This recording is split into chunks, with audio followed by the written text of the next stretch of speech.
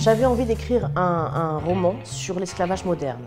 C'est un sujet qui m'intéresse depuis longtemps, tout simplement parce que moi, à titre personnel, je m'intéresse beaucoup à plein de choses, mais notamment aux droits de l'homme.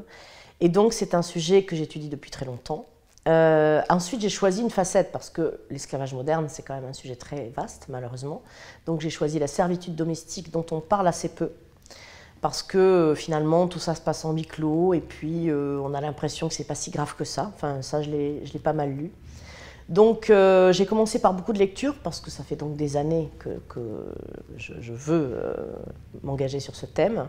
Et ensuite j'ai contacté une association qui s'appelle l'OICEM, l'Organisation internationale contre l'esclavage moderne, et j'ai eu la chance de longuement parler avec la présidente de cette association qui m'a apporté vraiment une aide précieuse. Elle m'a raconté beaucoup de choses.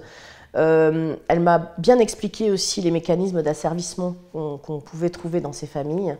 Donc ça m'a beaucoup aidée. J'ai lu beaucoup de témoignages qu'elle m'a envoyés aussi. Et du coup, ça m'a permis d'être assez réaliste dans la description de cette servitude domestique, voilà, qu'on peut trouver en France. Ce qui était intéressant aussi, c'était de savoir que ça ne se passait pas que dans les milieux favorisés, les beaux quartiers ou le monde diplomatique. Ça se passait aussi dans les cités défavorisées. Mes romans sont quand même basés sur la réalité, sont assez réalistes. C'est vrai que ce n'est pas forcément des romans que de divertissement.